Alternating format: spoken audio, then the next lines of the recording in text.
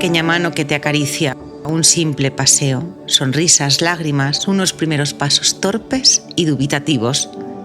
Los primeros amores que suelen acabar en el primer desamor. Miedos de no saber si estarás a la altura, responsabilidad, coraje, el orgullo mutuo de una graduación o el poder incorporarse a un primer trabajo. Y la vida sigue implacable hasta que esa vida que está en tus manos llega a volar sola y a veces se acaba convirtiendo en lo que tú fuiste. En compañía y cuidado para cuando se va acercando la hora de despedir la tuya. Esto es la vida. La vida es amor. Pero a veces no es tan fácil. Y esa misma vida maravillosa te pone en situaciones muy complicadas, situaciones que te colocan en circunstancias por las que nadie debería pasar. Consideré el aborto en el 2023. Bueno, yo aborté este año, en el 2024, y fue en junio más o menos. Mi situación laboral en ese momento no tenía trabajo, solo contaba con un solo sueldo, que era el de mi esposo, y teníamos que pagar el alquiler del piso y teníamos a cargo 2 niños, y ahí fue donde consideré el aborto. Mi situación económica no es buena, pues aquí yo con mi pareja vinimos de ilegales.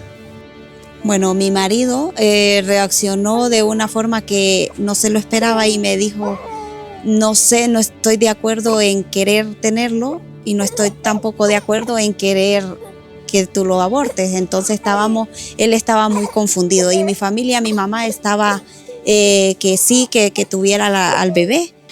En ese momento pues me preocupé demasiado porque también vivimos, como diría en Perú, arrimados en una habitación, entonces es complicado y pues incluir a alguien más, pues a mí me estresaba la idea de pensar en eso, de estar ahí encerrada otra vez. Mi matrona me dijo que me iba a sacar una cita con la trabajadora social del centro de salud para que yo aborte, porque me veía preocupada y que mi situación pues no era buena y que lo mejor era pues abortar. Ahí a los 2-3 días me tocó cita con la trabajadora social del centro de salud y pues ella me dijo que no me preocupe, que bueno, que ella iba a darme cita en la clínica Dator para que aborte y que todo esté bien. O sea, que no me preocupe, que no pasa nada. Y claro, entonces ella me dijo que esté tranquila y que lo más razonable era abortar. Para mí fue muy duro tomar esa decisión porque soy una madre, tengo 2 hijos y yo dije no puedo ser que le vaya a quitar la vida a una bebé porque ya tengo 2 bebés. Antes de entrar, pues estuve escuchando música para distraerme. La verdad no quería pensar mucho o sobrepensar las cosas. La verdad que tenía los cascos a volumen muy muy alto. No quería escuchar a nadie tampoco. Y pues creo que sí, fui,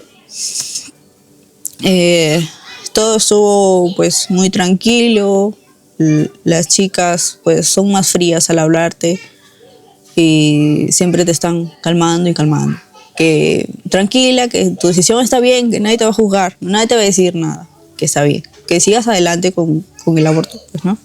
Los amigos, una amiga era la que estaba apoyándome, los demás me decían estoy totalmente de acuerdo a que lo abortes. Pues en ese momento acudí a servicios sociales a ver si me podían ayudar porque claro, cuando me enteré que estaba embarazada, una amiga me dijo ve a servicios sociales porque te tienen que apoyar. Yo fui a servicios sociales y la trabajadora social mía me dijo de que ellos no tenían ayudas para dármelas y que ella en lo que me podía ayudar era con lo del aborto de la bebé, que estaba totalmente de acuerdo en pagarme una clínica para que yo acudiera a hacerme el aborto.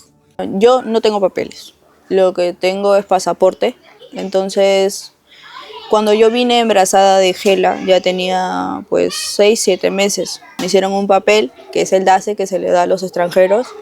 Es una seguridad social, pero es para extranjeros.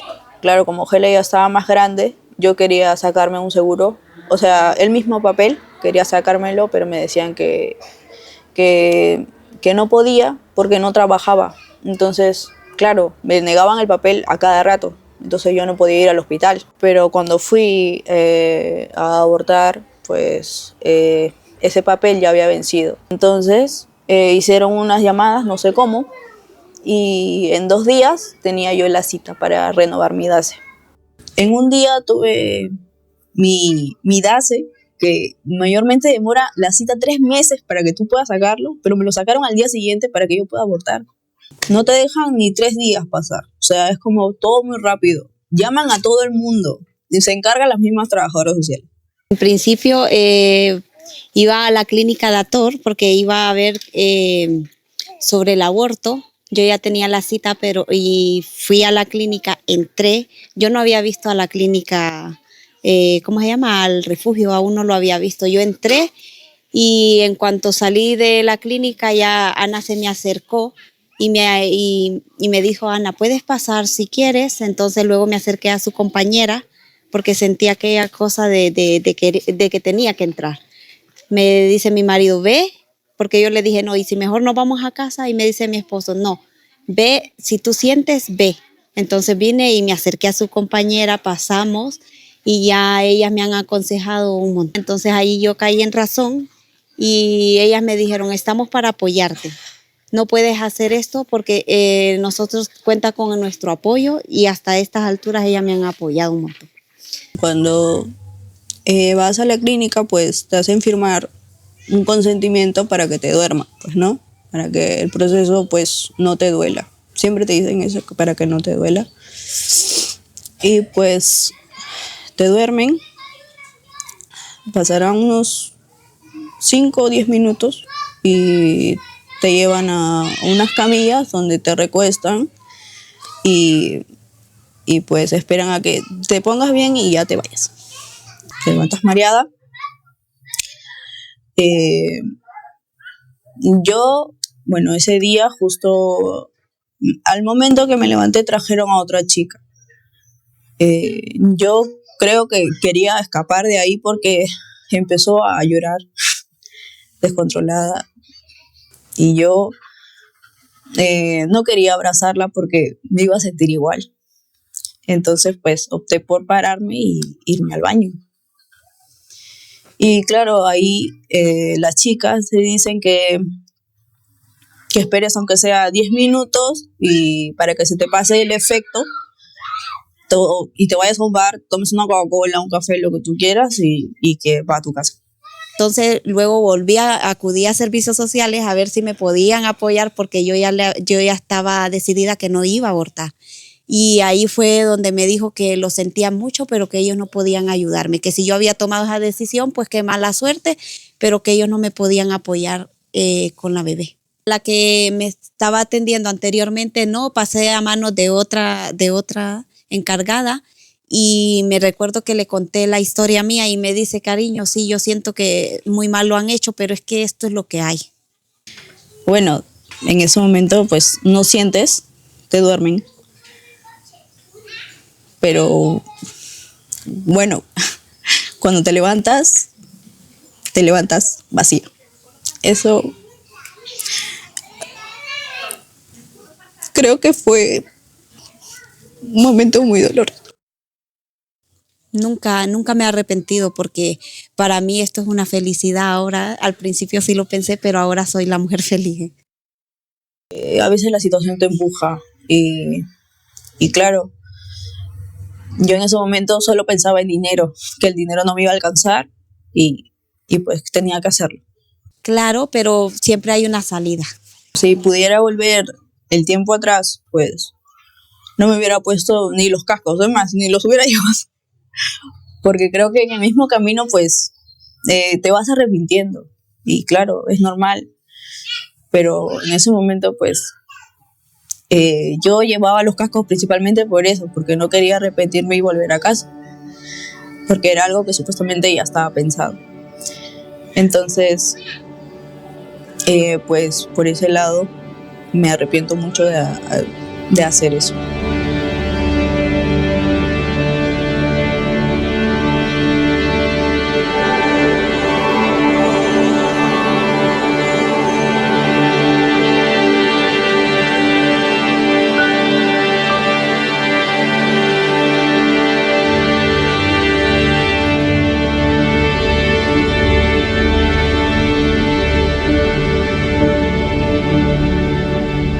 Estoy casada, tengo 2 niños, bueno, tengo 3, pero una niña yo espero que esté en el cielo, que me quedé embarazada de gemelas idénticas, es decir, que compartían la misma bolsa. ¿Qué ocurrió? Que cuando llevábamos como 6 meses de embarazo aproximadamente, a las 24 semanas, pues fui al hospital porque no me encontraba bien y me dijeron que una de las niñas pues no le latía el corazón y que la otra tenía la bolsa muy grande y que probablemente había habido un problema muy serio porque una de las niñas pues había muerto, claro, al no latir el corazón. Que las circunstancias de mi nacimiento no se sabe mucho. Lo único que se sabe es que me encontraron abandonada en una casa, porque ahí en la India pues se abortan a niñas y si naces niña te matan o te abandonan. En algún momento de la vida que tuve, ¿no? Sobre todo con la niña mayor, sí que me llegaron a plantear abortar. Yo no me lo planteé, pero sí que me lo plantearon por las circunstancias del embarazo que tuve. Me dijeron que lo más recomendable era que tenía que abortar. De hecho, vinieron el jefe de ginecología y el jefe de pediatría del hospital a decirme que bueno, pues el embarazo era muy complicado, que una de las niñas había muerto por falta de alimento y que la otra niña, como había tenido un sobrealimento, probablemente tenía un problema neurológico muy serio. Pues ellos no se veían capacitados para poder atender a la otra niña cuando naciera, porque en ese momento decían que había amenaza de parto con 25 semanas o así, que tenía de hecho contracciones y pues me decían que tenía incluso riesgo de parto y decía que no eran capaces de atenderla y que lo mejor sería para mí abortar. Sí, lo más probable es que me abandonasen porque lo que se sabe de mí es que me encontraron en unas circunstancias muy malas, en las puertas de un hospital. Vinieron los 2 jefes de departamento, era un hospital pequeño, pues fue que también yo podía tener un problema porque yo tuve que seguir el embarazo con las 2 niñas, es decir, yo tuve que seguir el embarazo con la otra niña muerta en el vientre junto a la hermana. Y me decían que podía tener riesgo de una infección general, que la niña me contagiara y que tuviera una infección en todo el cuerpo, la septicemia que le llaman, ¿no? Y que, pues, que eso tenía mucho riesgo y era una de las razones por las que me recomendaban abortar.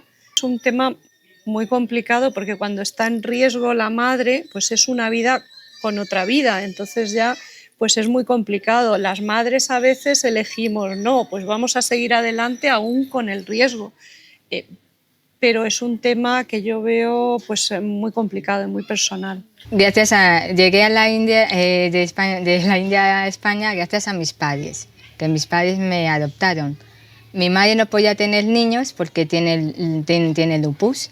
Y entonces estuvieron contactando con Médicos Sin Fronteras y ahí les estuvieron contactando pues, con varios orfanatos y ya en la India pues contactaron con uno y ya vieron que estuvieron buscando y al final pues salí yo. Claro, yo les dije, bueno, pues estaba ahí en el hospital y estaba con el embarazo tan avanzado y tan grande y digo, bueno, pues vosotros cuidadlo, ¿no? O sea, yo estoy aquí, pues tenéis que hacer algo vosotros, ¿no? Si me pongo enferma, pues ya me daréis los antibióticos, no sé. Digo, pero vamos a seguir.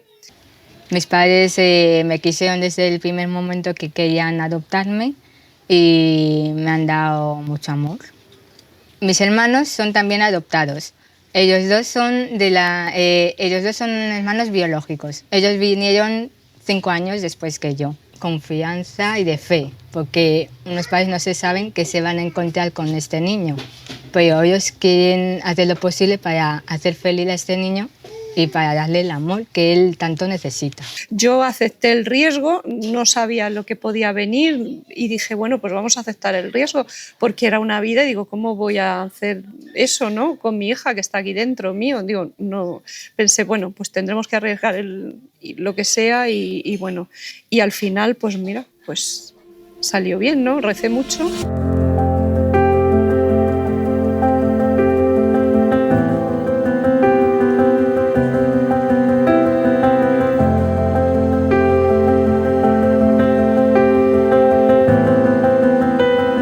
Creo que es un paso para, bueno, más que todo concientizar sobre lo que te lleva a abortar. Porque mayormente uno no quiere, pero es la situación la que te empuja. Y más que todo, pues, el no tener apoyo también te empuja el doble. Tendríamos que concienciar a la gente y informar a las mamás pues, sobre las adopciones. Siempre que es verdad que muchas me dicen, es que yo no quiero que mi hijo sufra, que esté con otra familia que no es la suya, no sé qué, ya, pero también si tú no puedes tenerlo o lo que sea, pues nosotros te vamos a dar esta ayuda, tienes esta opción, te vamos a ayudar en lo que sea. Que no lo hagan, porque eso es, si yo compensarlo, siento un dolor, y ya las mamitas que lo hacen, yo creo que es una vida de no existir mejor. Entonces yo las aconsejo que mejor acudan a las iglesias, porque servicios sociales lo primero que les va a decir es que no, les van a cerrar las puertas. Entonces yo preferible que vayan a una iglesia, que las apoyen y que les hablen, hombre, estamos nosotros, si me toca dar una azúcar, pues la doy, porque yo prefiero apoyar a una mamita, porque yo estoy en esas condiciones y no me gustaría que esa otra mamita se le cierren las puertas. Que se deberían de dar más ayudas para tener a los niños, esas ayudas para abortar y no para tener los niños, es que la verdad es que no lo entiendo, me cuesta mucho entender lo que se esté produciendo en estos momentos.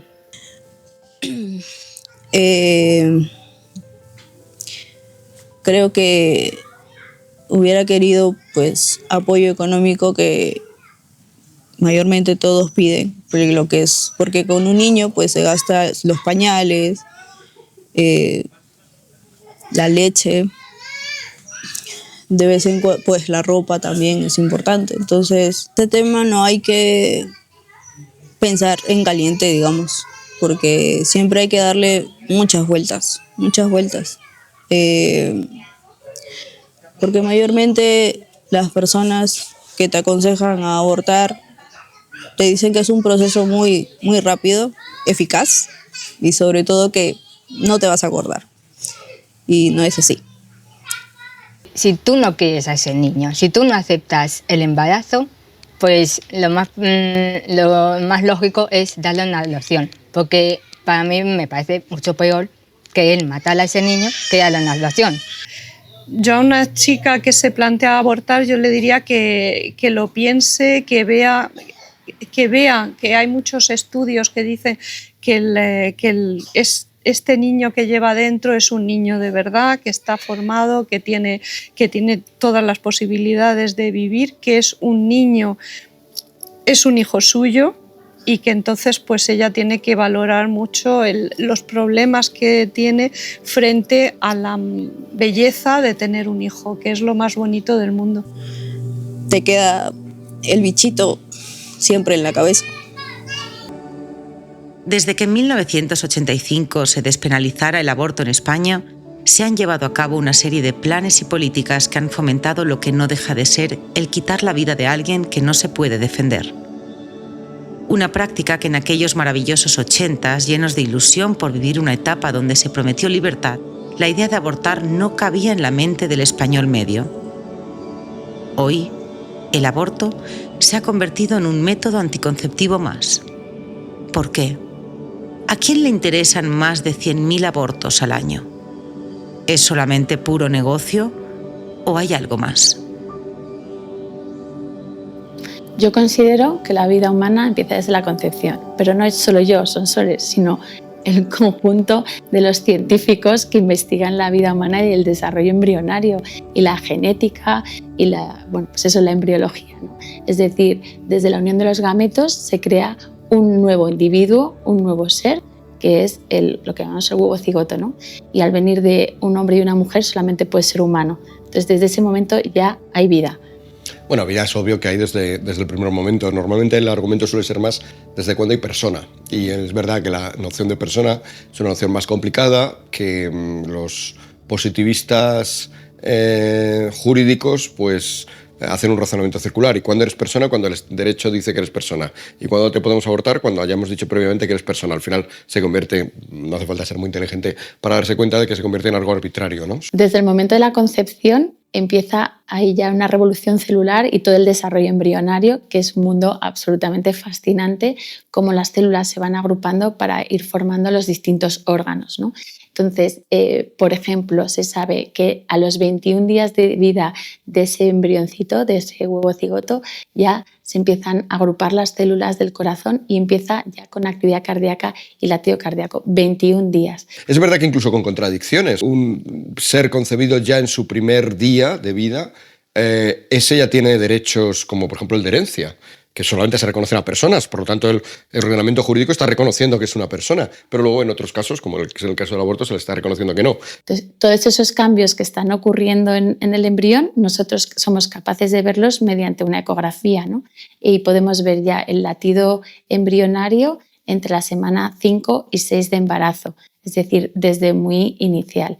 Entonces, bueno, hay que hacer humano lo invisible, es decir, nosotros los ginecólogos tenemos que ser esa ventana para el mundo, para las mujeres y enseñar lo que nosotros vemos día a día en nuestra consulta. La ley de Zapatero introducía, a diferencia de la ley de supuestos, sobre todo de la ley de supuestos originaria de 3 supuestos, introducía el hecho de que durante unos meses, unas semanas, 14 semanas de nuestra vida, el valor para acabar con nuestra vida fuera nulo. No hiciera falta ni siquiera aducir un motivo, no hiciera falta ni siquiera cumplir algún tipo de supuesto. Actualmente hay unos plazos para practicar el aborto, ya sea libre, ya sea por malformación. Yo como médico y como científica no encuentro ningún argumento por el cual han elegido esas etapas, ¿no? Más allá de las 22 semanas de gestación, porque eso se puede considerar como el límite de la viabilidad fetal. Pero las 14 semanas no entiendo científicamente por qué han elegido esa etapa gestacional o esa edad gestacional, porque desde la concepción y el inicio del desarrollo del embrión es un proceso continuo. Es decir, no se para dejar de ser una cosa y empezar a ser otra. Es decir, con 13 semanas ya empieza a cambiar de embrión a feto, pero es una cosa de dialéctica nada más, pero el proceso sigue siendo continuo. Es decir, no es que adquiera un órgano más o adquiera una sensibilidad o adquiera otra cosa. El proceso es continuo desde la concepción y desde el inicio del desarrollo embrionario. Las madres que están a favor del aborto son madres que indirectamente le están diciendo a sus hijos, a los que sí que han tenido, bueno, tú has nacido porque yo quise durante los 14 primeras semanas de tu existencia. Esa deshumanización, desvinculación de lo científico, sin argumento, sin motivo de por qué la semana 14 y no la 12 y no la 16, hace eso. Es decir, que de ese proceso continuo nos da igual, el desarrollo científico nos da igual, simplemente un tema ideológico, práctico, político, que nos hace, sobre todo, hacer material algo que es humano y que es una vida humana. En realidad el aborto, siendo un crimen y siendo algo muy grave por aquellos a los que afecta, y por desgracia ya más de una cifra como la de más de 100.000 personas, en el fondo nos está afectando a todos. Se nos está diciendo a todos los seres humanos que esta dignidad básica que tenemos no existe. Hablábamos de que le ocurre a la madre que es abortista, que en el fondo indirectamente le está diciendo a sus hijos que no le dio valor durante las primeras 14 semanas. Pero ocurre con todo nuestro sistema legislativo lo que nos dice a todos los ya nacidos, que de alguna manera no tenemos ese valor absoluto. Y a partir de ahí, a partir del momento en que todo un sistema legal, todo un sistema institucional te está diciendo que tu valor no es absoluto, que depende de otro tipo de consideraciones, cuidado, porque este es el principio de algunas de las peores opresiones, como por otra parte, en mi opinión, ya estamos viendo también. Lo más relevante es el hecho de destruir a la mujer y de destruir su humanidad, de destruir su capacidad de crear vida, de mantener una vida, de cuidar una vida.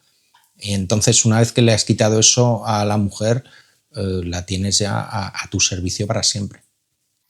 En la toma de decisiones de esas edades gestacionales yo creo que no ha intervenido ningún científico, ningún médico como para establecer un criterio u otro. Yo creo que se ha tomado probablemente las edades gestacionales en las que más abortos se producían o cuando más fácil puede ser para la mujer, pero científicamente en cuanto al desarrollo embrionario no hay ninguna lógica, porque elegir una edad gestacional u otra. Lo que se está en cualquier caso y a donde estamos llegando es a la deshumanización del embrión y del feto. Vamos a quitarle esa parte humana, vamos a quitarle esa parte de paciente para que podamos actuar con mayor libertad en cualquier edad gestacional.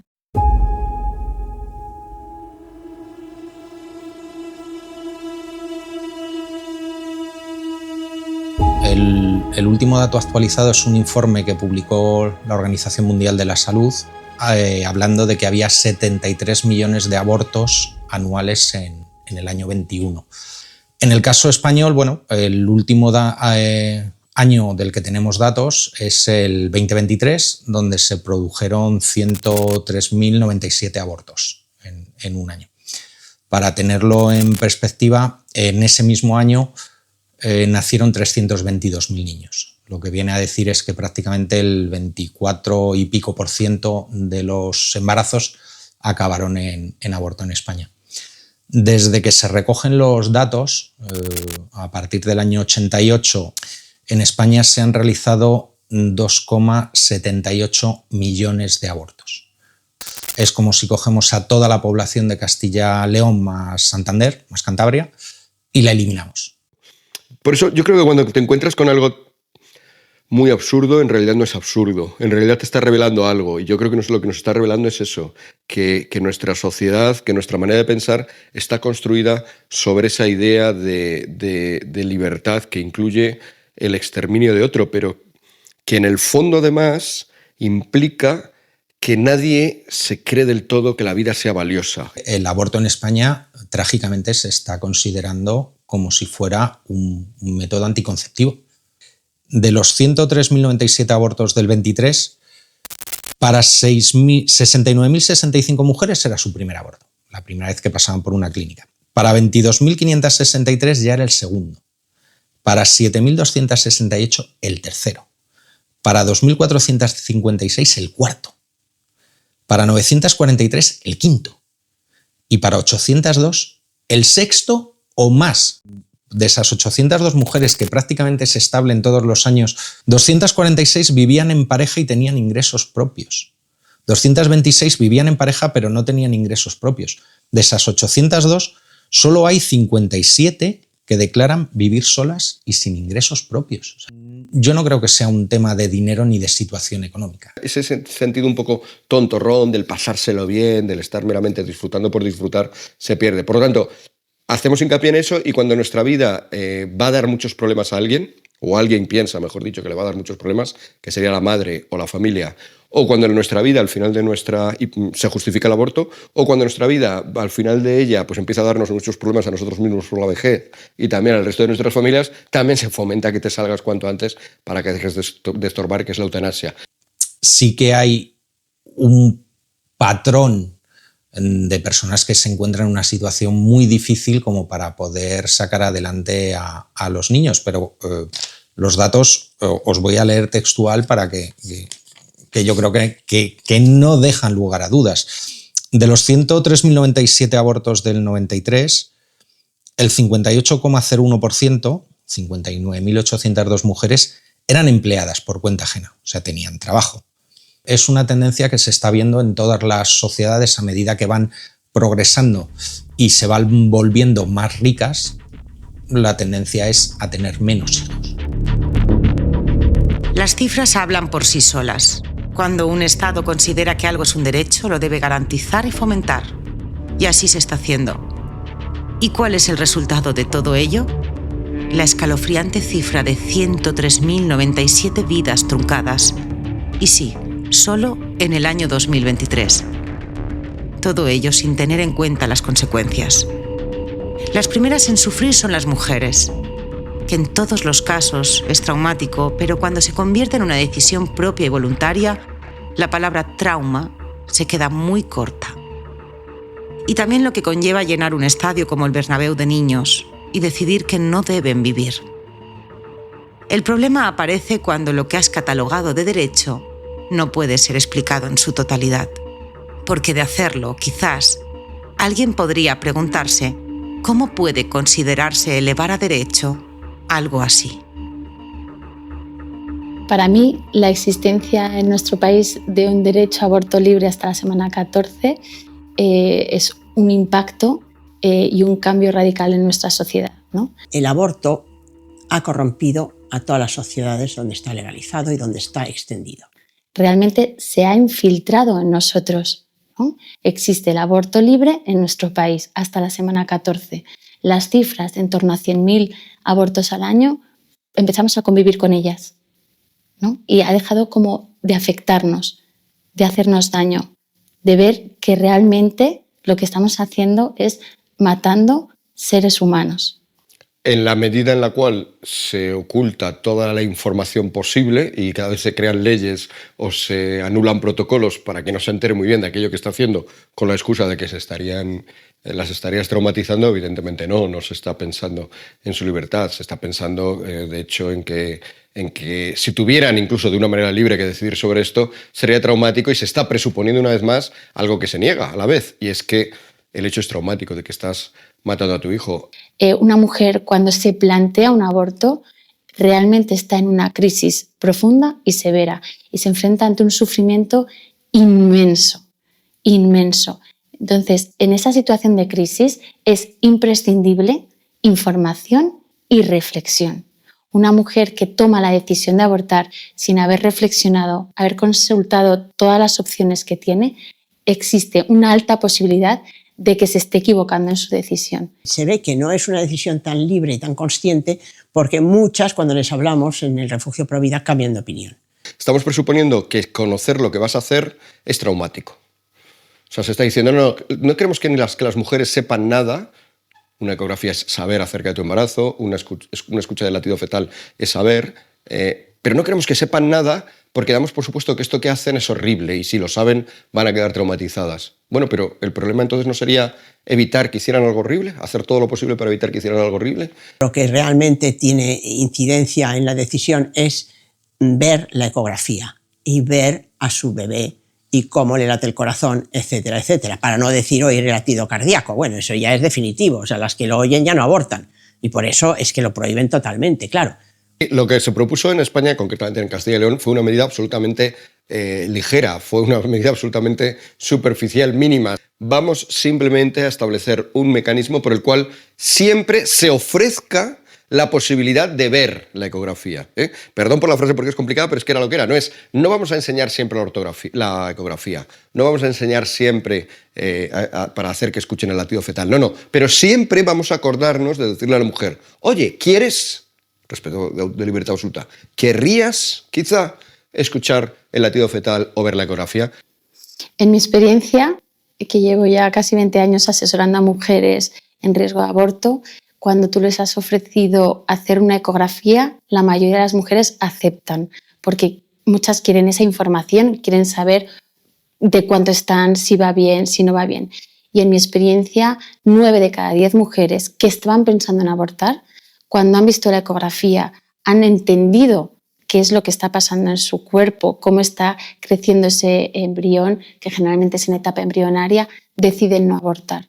Esta medida que solo daba libertad a las que querían tener esa libertad y a las que no, ni siquiera les sometían a esa experiencia de libertad, resulta que tenemos a un montón de personas que salen en contra de esta medida de una manera como si se les hubiera, no sé, como si se estuviera proponiendo una especie de torturas. Hay información muy importante que hay que saber. Por ejemplo, siente dolor el feto al ser abortado. El dolor del feto es fundamental conocerlo.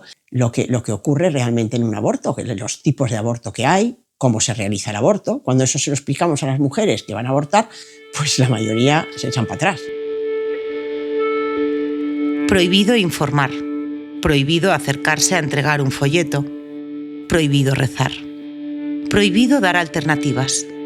Prohibido explicar las consecuencias físicas y psíquicas de abortar. Prohibido decir que estás matando una vida. Intentar ayudar es delito. Informar, el gran tabú. Prohibido decir la verdad. Soy vegetora porque desde que decidí estudiar medicina lo hice porque me encanta el cuerpo humano, la salud y cuidar de las personas. Soy psicóloga desde hace muchísimos años, desde el año 77, y me he especializado en el síndrome postaborto porque, cosas de la vida, yo lo sufrí antes de abortar, cuando ya tenía cita en la clínica, iba camino de la clínica para abortar, y yo sufrí ese síndrome postaborto, luego lo he sabido, antes de ir a la clínica, y decidí no hacerlo. Cuando una mujer va a practicarse un aborto, se le explica que va a someterse a una intervención quirúrgica, firma un consentimiento informado y también probablemente de anestesia. No se entra, creo yo, suficiente en el detalle de las consecuencias que pueden tener. Tampoco se explica al detalle la técnica quirúrgica, porque de alguna forma se quiere proteger a esa mujer del trauma de lo que va a realizar. Es decir, que ya se está admitiendo que lo que se va a hacer es un acto violento, un acto contra su integridad física probablemente, con unos determinados riesgos, ¿no?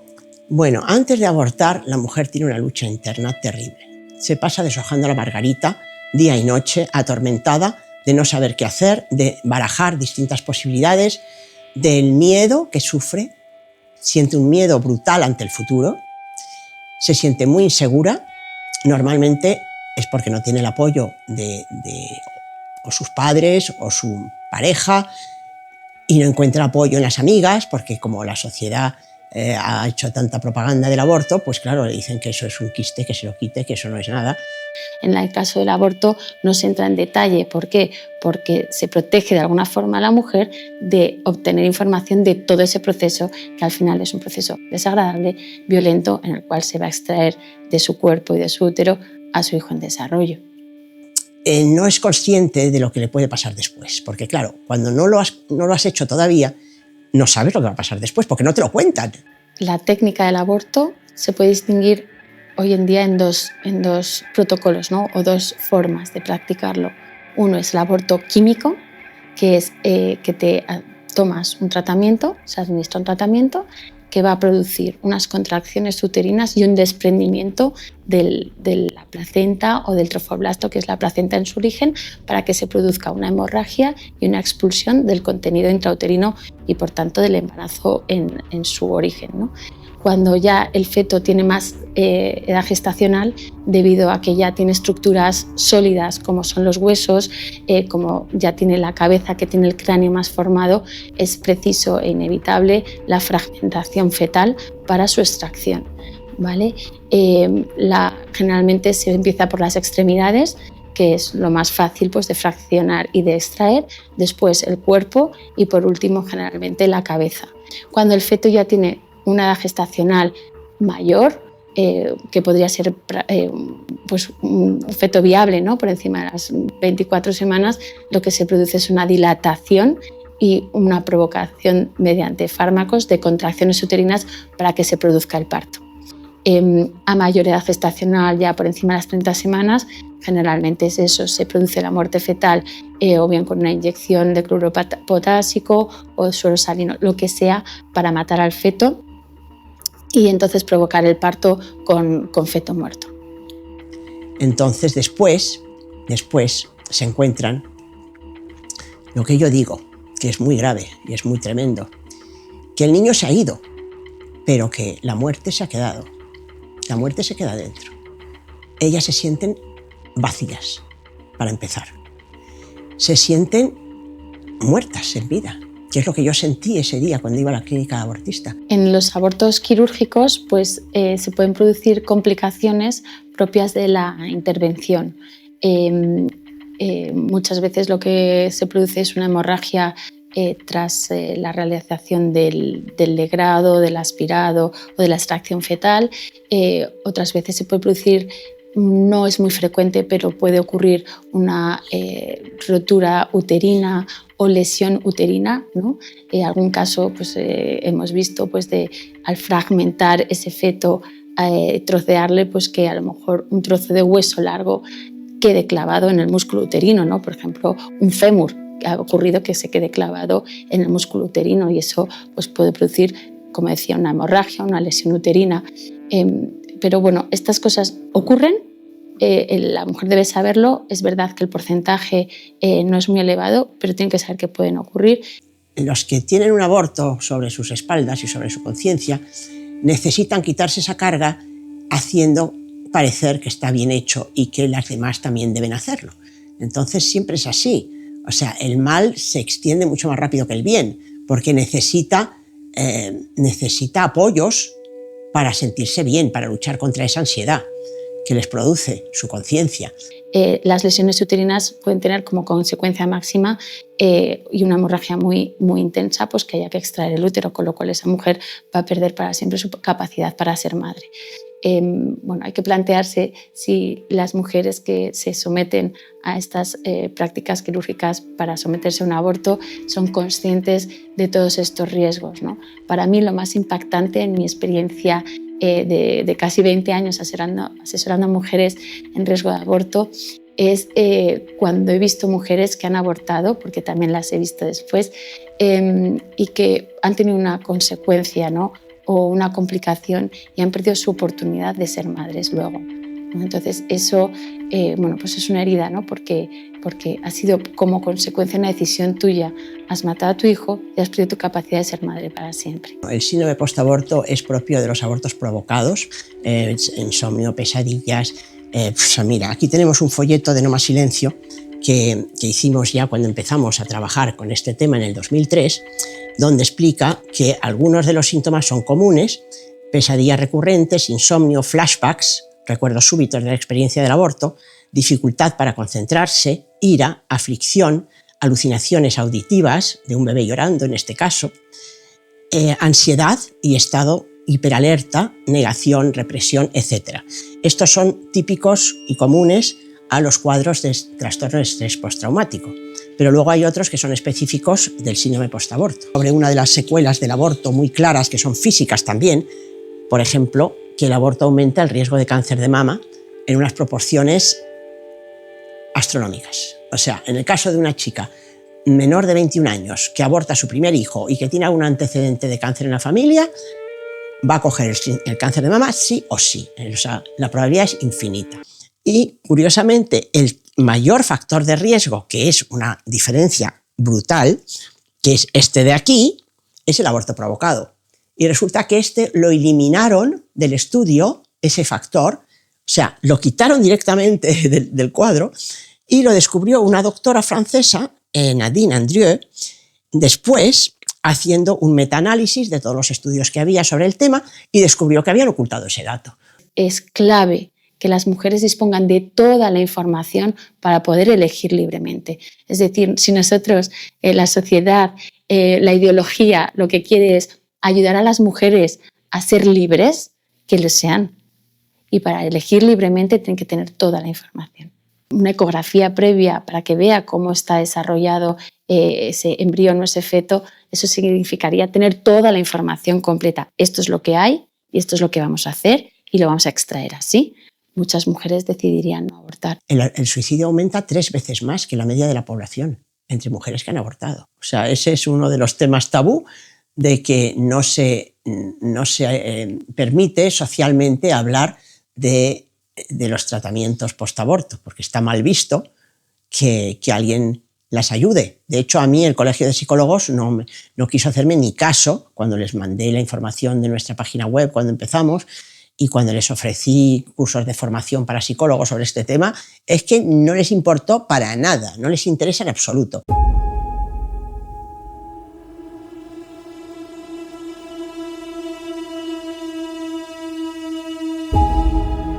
Todos los médicos, cuando acabamos nuestra carrera, hacemos el juramento hipocrático, ¿no? Y en el texto original se habla de que juramos no procurar la muerte, ¿no? Y también no procurar ninguna sustancia que sea abortiva, que al final es lo mismo, procurar la muerte, ¿no? Entonces, bueno, esto lo juramos todos y aunque no existiera el juramento, en realidad es en lo que creemos los médicos, ¿no? Por suerte, dado que es mucho más difícil que practiques un aborto sin ver y sin oír y sin tocar, es prácticamente imposible, pues esas vías de acceso al conocimiento, que son el ver, el oír y el tocar, a menudo, en el caso de los médicos, desembocan en lo que desemboca de una manera lógica el conocimiento sobre el asunto, que es negarse a practicarlo, ¿no? Y por eso, de hecho, hay tantos médicos que objetan. La seguridad social no está, en la medicina pública no está generalizado el aborto, aunque ahora quieren que lo esté, porque con ese registro de médicos objetores lo que quieren es que se pueda abortar en la seguridad social. Es una mayoría y ocurre lo mismo, por cierto, con la eutanasia, ¿no? Cuando realmente lo vives y sientes que alguien te ha dicho, el Estado te ha dicho, oye, una de tus labores es esta, ¿cuál? Como médico, matar, ya sea al principio o al final de la vida. No, yo me metí en medicina para otra cosa. Muchos de ellos pues están sufriendo esas secuelas, especialmente enfermeros y gente que tiene que practicar abortos por su trabajo, porque no se atreven a dejar el trabajo, ¿no? Bueno, los derechos sobre el cuerpo de la mujer, ¿no? Y los no derechos sobre el cuerpo del feto o el embrión. Bueno, la verdad es que los médicos, en especial los ginecólogos, sabemos perfectamente que hay un cuerpo independiente, ¿no? En crecimiento, en desarrollo. O sea, independiente quiero decir, no es un brazo de la madre, es decir, es otro ser humano que depende en cuanto a la alimentación, pero un recién nacido también depende de su madre en cuanto a la alimentación, es decir, son dos cuerpos individualizados. El embrión y el feto es un cuerpo individualizado, depende de su madre para crecer, por supuesto, de su útero, por supuesto, pero son dos cuerpos independientes, con lo cual nosotros sabemos perfectamente de esa existencia, por tanto, deberíamos defender todos los médicos, en especial los ginecólogos, los derechos de ese no nacido y, por tanto, de ese paciente embriofetal. Y hay un caso de un chico que salió en los medios, en las redes sociales hace unos años, y en varias entrevistas que le hicieron, de un enfermero de la Seguridad Social que tenía que hacer abortos por su trabajo y que tuvo que dejarlo porque no podía dormir, tenía unas pesadillas horribles y lo dejó, y dejó su trabajo. Y él daba testimonio de cómo sufría ese síndrome. O sea, que hay que destacar sobre todo ese factor y hacerlo muy loable. Es verdad que unos pocos, y no podía ser de otra manera, una sociedad que está olvidando el valor de la vida, pues unos pocos de repente dicen, no, yo lo que sé es hacer unas cosas con el bisturí y cortar aquí y tal y cual, y eso de la vida y tal, pues me queda un poco alto, y por lo tanto, si estos procedimientos que hago desemboca en un aborto o en meter ciertas sustancias en las venas de la gente, como, por cierto, la misma sustancia que se utiliza para las ejecuciones de la pena de muerte, ¿no? Si utilizando esas sustancias pues acabo con la vida de una persona al final de su vida, pues simplemente estoy haciendo mi función y estoy, de hecho, cobrando igual el sueldo, haga una cosa que la otra, y por lo tanto mi trabajo es cobrar el sueldo y ya está. Bien, esos pocos que están ahí sí que es verdad que nos pueden suscitar más dudas, ¿no?, sobre lo que hacen, pero en realidad yo valoraría más las personas que, saliendo, dado que el magma de la sociedad está diciéndonos en las leyes y los tribunales y los medios de comunicación y las series de televisión y los documentales, menos nos están diciendo, oye, esto es lo correcto, a esos médicos al final son solamente unos más de nosotros. En el momento actual, yo estimo que aproximadamente el 80% de los ginecólogos que practican su especialidad en nuestro país no estarían dispuestos a practicar abortos. Buscar apoyos, porque hay muchísimos médicos que son antiabortistas y si se unen y se apoyan unos a otros, pues pueden contra esto. Tiene que buscar apoyos, tiene que buscar asociaciones que le apoyen, tiene que protegerse y tiene que defenderse y unirse con otros. Entonces esto es un trabajo social que tienen que hacer, todos hacemos, buscar un colectivo que te arrope, y ellos también tienen que hacerlo. Un porcentaje intermedio que realmente no quiere incorporar la práctica del aborto en su práctica médica diaria, ¿no? Quizá ese porcentaje intermedio, ¿no?, es el que a lo mejor ahora se ve más presionado a tomar una decisión, ¿no? Porque esto no es o blanco o negro, pero si le hacen pertenecer a una lista o no, pues quizás ahí puede haber un cambio, ¿no?, en ese porcentaje. Quizás ginecólogos que no se plantearían nunca practicar un aborto, quizás ahora dicen, pues mira, como tengo que pertenecer a una lista, como si no, a lo mejor si me trata de forma diferente en mi servicio, pues a lo mejor se mueve ese porcentaje y quizá aumenta el número de ginecólogos que practiquen abortos, pero no porque lo crean realmente, sino porque el entorno le está invitando a hacer eso, porque a lo mejor mejoran sus condiciones laborales, o pues quién sabe, ¿no?, una plaza en un hospital público o determinadas ventajas, ¿no? Con ese registro de médicos objetores lo que quieren es que se pueda abortar en la Seguridad Social, pero también muchos de ellos pues están sufriendo esas secuelas. Se ha creado un clima de malestar en torno a esa actividad, ¿no? Hasta el punto que el objetor, incluso el residente objetor, el que dice yo no quiero aprender esto, yo no quiero estar, no entiendo la salud de la mujer en matar a sus hijos, pues se ha creado una situación también incómoda, incluso de violencia hacia ellos, ¿no? Cómo les obligan a participar, no, pues tú eres residente, tienes que aprender, tienes que estar en este proceso, no vale que aquí no queremos que vengan objetores, crear un ambiente desagradable para poder seguir practicando eso.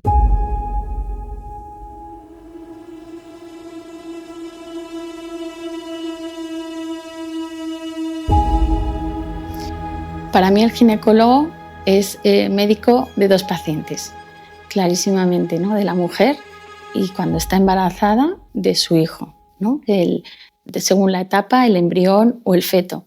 Entonces esto lo he ido descubriendo según aprendí mi especialidad y la verdad es que descubres un mundo maravilloso, ¿no?, el de la vida intrauterina.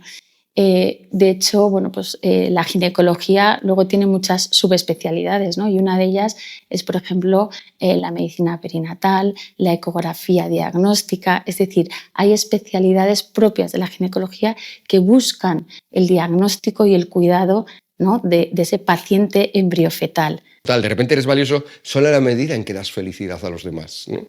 Y esto pasa por un razonamiento solidario. Sí, claro, tienes que ser solidario con la felicidad de los demás, pero hemos pasado de eso, de intentar protegernos de que alguien nos mate, a estar sujetos a la decisión de cualquiera que considera que no estamos aportando la suficiente felicidad. Pero no deja de ser relevante cómo esa medida efectivamente está acabando con todos aquellos que por algún motivo consideramos defectuosos. ¿Cómo que defectuosos?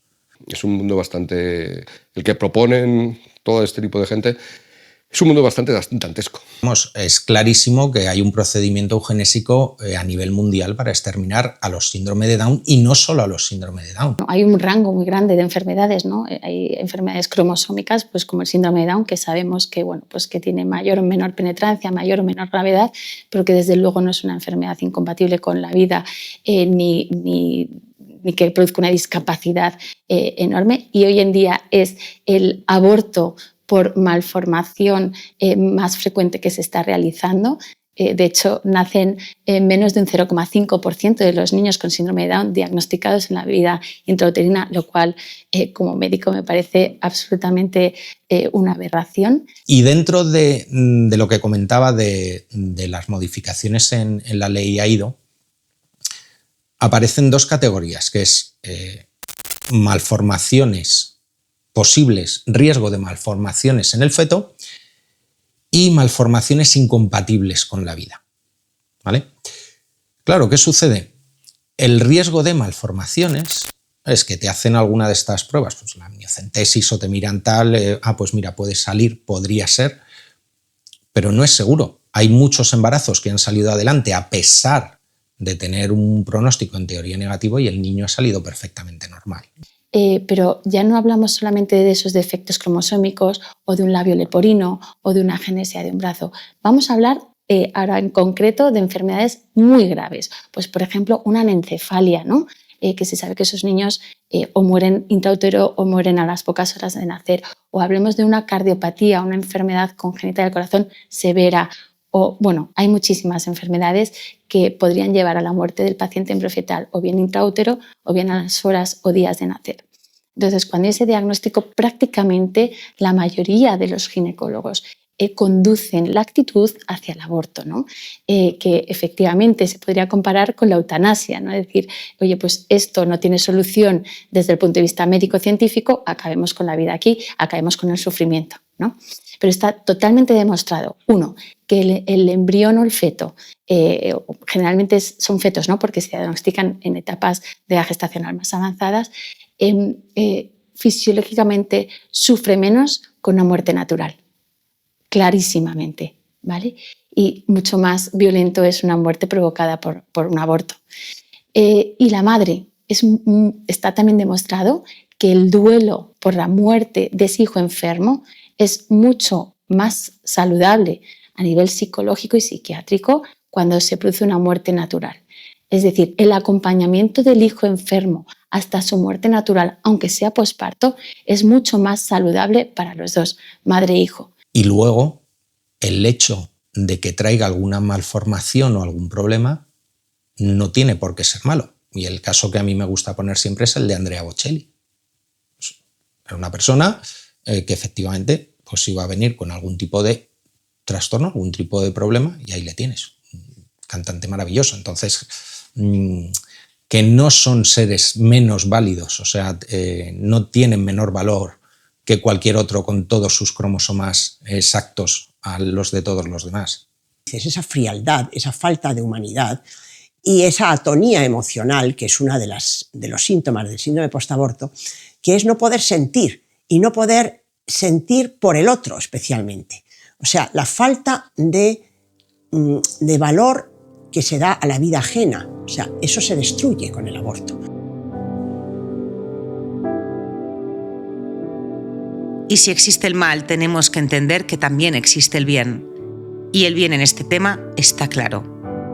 Hay multitud de asociaciones que llevan mucho tiempo avisando de la aberración que todo esto supone y contando este genocidio, el de más de 70 millones de abortos al año en el mundo, y al que parece que muy poca gente es capaz de mantenerle la mirada. Estas asociaciones no solo hablan, también actúan. El Refugio Provida es pues un local que tenemos alquilado justo enfrente de la Dator, que es el mayor abortorio de España, y es un local muy llamativo, el Refugio Provida, que lo que queremos es salvar vidas, esas vidas. Queremos informar a las mamás que van a la Dator de que hay otra alternativa, ¿no? Que esa no es la opción buena, no es abortar. Y estamos aquí justo enfrente dando información a las mamás. Vi que ahí también dan ropa, juguetes, y dije, pues a lo mejor organizar esto, que se vea el refugio un sitio acogedor, ordenado, para si las mamás piden ropa, pues que sea fácil de encontrar. Queda muy tibia con el tema del aborto. Nunca me estuve de acuerdo visceralmente, o sea, es decir, nunca fue algo que obviamente que pensara que estaba bien, pero he de reconocer que nunca le presté ninguna atención y mucho menos me involucré para hacer nada por ello, ¿no? Y según veía cómo avanzaba la ley para dar más facilidades al aborto, pues me parecía mal, pero tampoco hacía nada. Entonces, hasta que llegó ese momento en el que, situada enfrente de una clínica abortiva, viendo cómo se sucedían las cosas, me di cuenta de que había que hacer algo, o sea, en la medida en la que cada uno puede, ¿no? Que realmente era una causa que tenía más importancia de la que yo le estaba dando. Pues empecé rezando también en la campaña de 40 días y vi el refugio, entonces todavía no estaba Ana como ahora, que está de manera constante, y de vez en cuando pues sí que me pasaba alguna conferencia, alguna cosa, y empecé pues a ayudar dando información o estando un poco en el refugio, y ahora pues llevo, cuando puedo, pues llevo alguna cosa, alguna ropita de los niños, o colaboro con lo que puedo. Que todo comenzó cuando estaba yo en la campaña de los 40 días por la vida, rezando ahí delante de la Dator. Entonces vi a Ana que estaba hablando con las mamás, y en ese mismo momento vi que hizo un rescate, y entonces dice, Y en ese mismo dije, ala, pero qué bonito y qué emoción. Entonces ya cuando terminó la campaña me uní a ella a ayudarle y yo quiero seguir ayudando. Que ahora existe la opción de ser patronos del refugio o algo así. Entonces pues puedes ayudar para gente que no vive en Madrid o no tiene ropita que dar en ese momento o juguetes, pues pueden colaborar también. Pues tenemos un grupo de voluntarios que seremos como unos 30 y bueno, cada uno pues ayuda en lo que puede. Unos ayudan pues organizando un poco el refugio con la ropa, otros ayudan emocionalmente a las chicas que no pueden venir pero hablan con ellas, otras pues puedes tirar de ellas los fines de semana para acompañar a ecografías o para cosas concretas, otras vienen casi todos los días a intentar hablar con las chicas y también a recibirlas aquí, porque también recibimos muchas visitas de las chicas que han sido salvadas, que vienen aquí a pasar el rato con sus hijos o a vernos. Entonces tenemos un grupo muy bonito de voluntarios que vienen aquí a dar lo mejor de sí mismos y es otra de las cosas preciosas del refugio, ¿no? La buena gente que viene aquí. Las informamos de lo que es un aborto, de las secuelas que tiene, tanto físicas como psicológicas, y de las alternativas que tiene para que no aborten, las alternativas que existen, que es tanto dar al niño en adopción, las ayudas que existen, que la mayoría no conocen nada. O sea, cuando por ejemplo cojo una mamá y la llevo a un centro de ayuda de mujeres embarazadas, se quedan alucinadas como diciendo, ay, no sabíamos que existía esto, ¿no? que había tanta gente. Y yo siempre les digo, sí, mira, está este local que además lo paga gente que quiere que tu hijo esté vivo, ¿sabes? O sea, me están pagando a mí y están pagando este local. Hay un montón de gente que quiere que no abortes y hay un montón de asociaciones que te van a ayudar y un montón de gente que si le cuento tu caso te va a ayudar.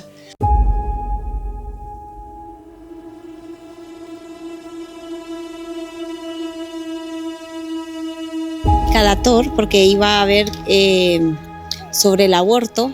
Yo ya tenía la cita, y fui a la clínica, entré. Yo no había visto a la clínica, ¿cómo se llama? Al refugio, aún no lo había visto. Yo entré y en cuanto salí de la clínica ya Ana se me acercó y me dijo, Ana, puedes pasar si quieres. Entonces luego me acerqué a su compañera porque sentía aquella cosa de que tenía que entrar. Me dice mi marido, ve, porque yo le dije, no, y si mejor nos vamos a casa, y me dice mi esposo, no, ve, si tú sientes, ve. Acoger a esas madres que tienen dudas o que están solas y que es refugio para ellas, que pueden venir aquí, estar con nosotros, que las vamos a querer, las vamos a acoger y las vamos a dar esperanza, las vamos a ayudar a tener ese hijo y vamos a ser todos felices de verlo. Desesperada, y ahí como que me han quitado un peso de encima y ellos me explicaron del aborto, de que es una vida la que yo tenía dentro de mí. Entonces ahí yo caí en razón y ellas me dijeron, estamos para apoyarte, no puedes hacer esto porque nosotros cuenta con nuestro apoyo, y hasta estas alturas ellas me han apoyado un montón. Que un hijo es lo mejor que te puede pasar en la vida, o sea, que es la alegría de tu vida, y que piensen un poco, ¿no? Porque vienen un poco ciegas pensando que como quitarse el problema, y no se van a quitar el problema, o sea, van a tener un problema mucho mayor que el que tenían, no van a arreglar nada. Van un poco perdidas a veces también, incluso cuando salen, que ya se supone que deberían de saber a dónde van.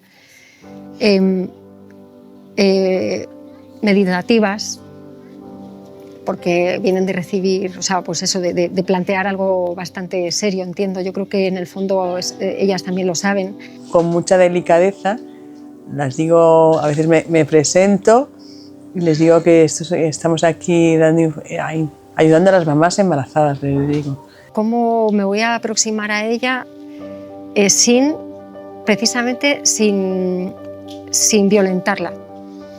Y lo primero es discernir si va o no, y luego pues cómo puedo hacer para acercarme a ella de una forma lo más dulce posible, sin violentarla, e intentar ser bien recibida para poder ofrecerle la información que le queremos ofrecer. Hablar, pues ya hablamos, entonces me cuentan un poco pues su circunstancia personal, es que tengo dos, es que tal, es que... cada uno su circunstancia, intentamos pues ayudarlas, ¿no?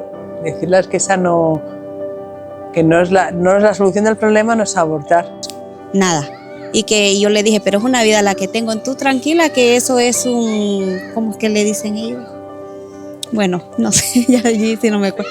Un feto, ¿no? Sí, entonces eso no es una vida, dice, es un feto, eso se saca y ya está. Entonces, cuando yo fui al refugio, ya me explicaron y yo dije, no, es una vida la que tengo dentro de mí. Folletos que tenemos, uno que explica muy bien qué es un aborto, y luego todas las secuelas que tiene psicológicas, emocionales, físicas, afectivas, ¿no? Con la pareja también, que mucha gente no es consciente, ¿no? De todas las ramificaciones que tiene. Y luego está también el folleto donde vienen todas las asociaciones que, dependiendo de las zonas de Madrid donde vivas o dependiendo del enfoque, ¿no? Que se le quiera dar a la ayuda, pues es que hay muchas asociaciones. Entonces, les ofrezco los 2 folletos para que se los lleven. En caso de que todavía no hayan abortado, que los mediten, que lo consideren, si es que no quieren tomar la decisión ya de ir a ver la ecografía, que es lo siguiente que se les ofrece. Es preguntarles si han visto al bebé y la verdad es que bueno, la mayor parte de las veces no lo han visto. Siempre me dicen, no he visto nada, no me han dejado ver nada, ¿no? Entonces, ¿quieres verlo? ¿Quieres ver si está bien? Ayer en los programas, esta semana ha habido bastante un poco en todo esto, dicen que se las fuerza a escuchar el latido del corazón y la realidad es que no se les fuerza nada, se les ofrece ver al bebé y escuchar el latido. Y te dicen que sí, cuando se las lleva es porque ellas mismas te lo piden, porque no se les ha enseñado en la clínica de la que acaban de salir. Sí condiciona mucho, porque claro, ya escuchas los latidos y pues eso, aunque quieras, pues te llena mucho, porque sabes que está ahí dentro, como un pez. Pero bueno, lo que pasa en la Dator es que no te ponen el sonido. De hecho, ni te enseñan la ecografía. Solo ellas lo ven. Bueno, la chica que está ahí, solo ella lo ve y te dice cuánto tiempo tienes y puedes abortar o no puedes abortar.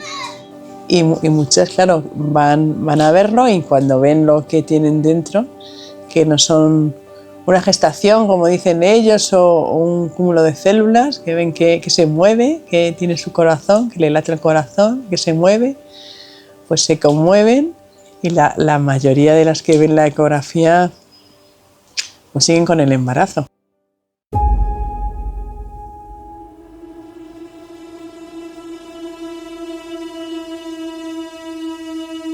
Todas vienen encantadas con sus hijos a verme, a darme las gracias.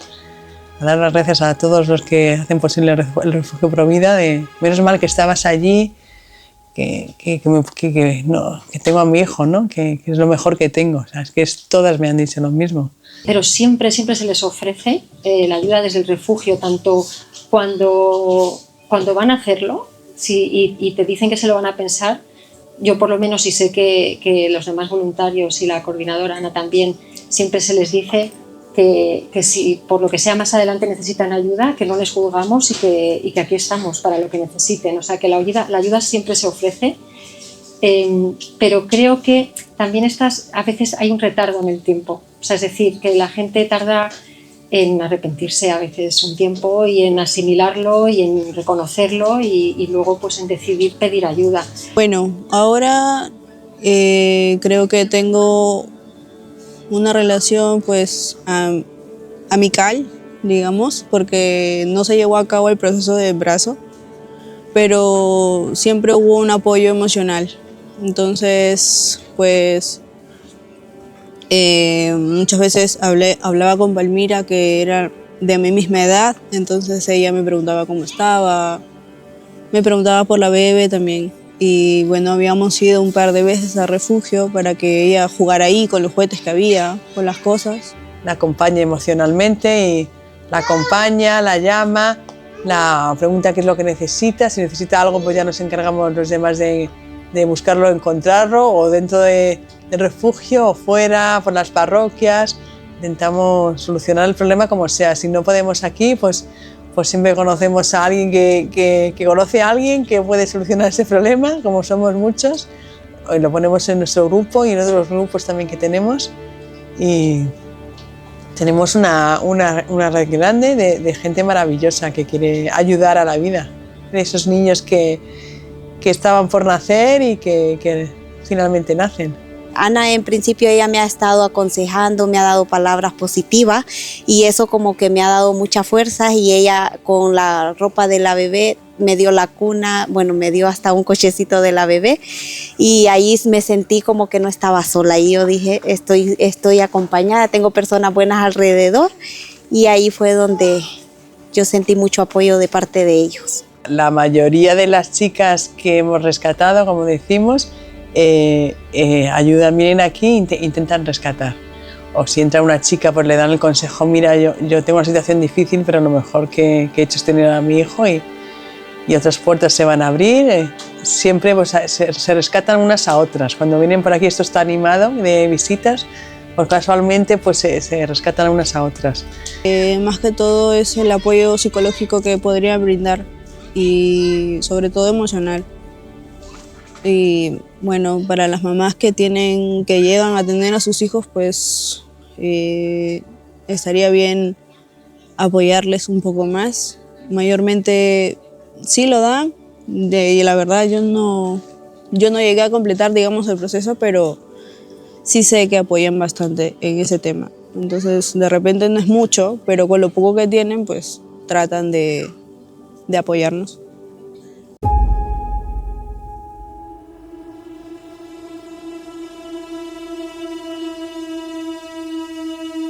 Todos los días pasa la cartera, todos los días me insulta, me intenta insultar si cruzo la mirada con ella. Nos dice que si no tenemos vergüenza, que sí. Eso que me ve muchísimas veces con chicas aquí embarazadas, dándoles cosas, no sé, no entienden que estamos ayudando a las mamás, que estamos aquí. Y así pues muchos, tenemos ya 4 o 5 vecinos que es que siempre que pasa nos insultan. Luego pues gente que pasa y sí, te tiene que decir algo. O sea, parece que tienes que pasar por aquí y dar tu opinión, ¿no? Como nos insultan, de todo. Nos escupen al cristal, nos rompen las cosas. Realmente la que me siento acosada soy yo. O sea, porque yo estoy aquí, que queremos ayudar, no nos metemos con nadie y todos los días surge alguna cosa. Los refugios están por todas partes. La persona que por supuesto es fantástico, ¿no? Que tengas un espacio, que tengas un local y por desgracia van a intentar prohibirlos y van a intentar dificultarlos cada vez más.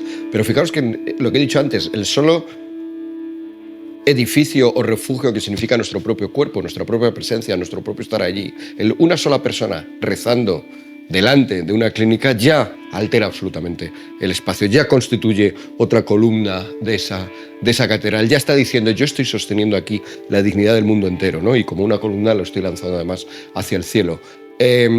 Y esto efectivamente de nuevo es algo que pone muy nerviosos, ¿no? Problemas del refugio, pues es un poco la persecución diaria de todos los días, que nos insultan y dicen cosas feas de nosotros, también en los medios, ¿no? Que también nos afecta un poco a los voluntarios, ¿no? Pero bueno, intentamos fijarnos en lo bueno, ¿no? Cuando hablan mal de nosotros, pero ese día hemos rescatado una mamá o han venido 3 mamás a vernos o hemos tenido aquí una merienda. Dijimos, bueno, ¿qué más da, no? Que hablen mal de nosotros. Hay unas directrices clarísimas que promueven el aborto y que promueven la falsa libertad de la mujer para pues, desprenderse de su hijo.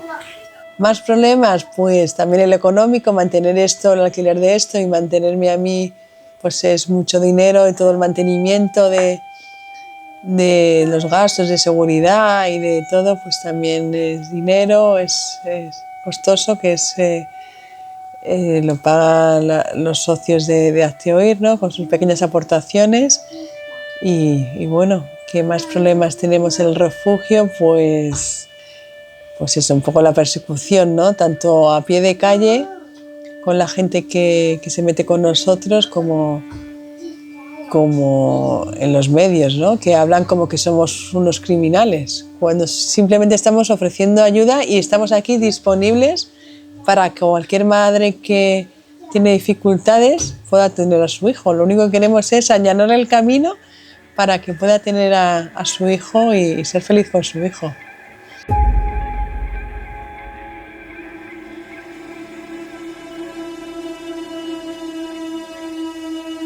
Ser una esperanza para todas las mujeres y para la sociedad en general. Esa es la esperanza. Si estás pensando si abortar o no, te digo que lo primero te informes. Eso es lo más importante. Para tomar una decisión libre tienes que estar informada. Si buscas información veraz, te vas a encontrar lo que es un niño en gestación, lo que es el procedimiento de aborto que te van a hacer y lo que son las secuelas del aborto, lo que es el síndrome postaborto. Es un cambio de mentalidad lo que se necesita para volver a recuperar la natalidad. No hay nada mejor que dar vida, porque es lo que nos hace felices, y dar amor. Y siento que sí, con mi mensaje muchas madres van a tomar una decisión correcta. Y el desamor lleva a la muerte no solo del niño, sino de quien lo causa. Con que no entres en esa espiral de muerte, porque te va a tragar, y la muerte se queda dentro. El niño se va, pero la muerte se queda. Pues le diría que lo piense un poco, aunque sea una semana o 3 días, no importa, pero es que es así. Habría que pensarlo un poco más.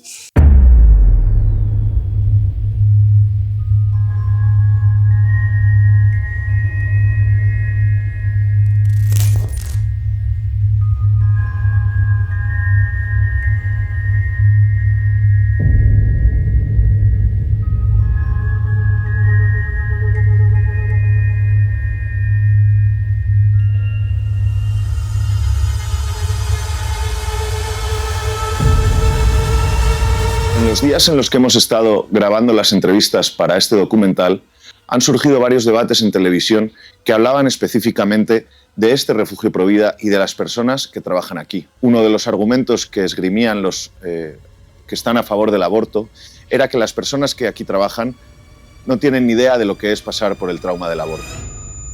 Empecé a venir de voluntaria porque quería ayudar a las mamás a que no hicieran lo que yo hice, que fue abortar hace 20 años.